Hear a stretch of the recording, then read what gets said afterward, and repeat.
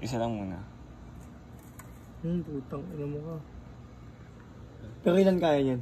Dalawa. Dalawa lang?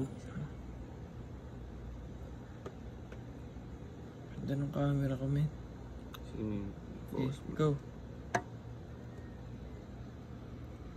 Ubus nyo na agad yung isa?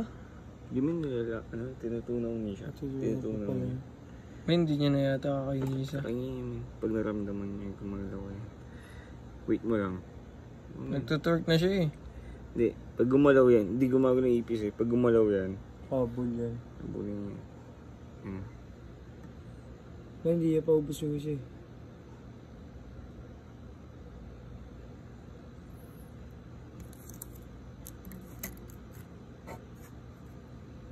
Hindi niya pa kasi ubus yung isa.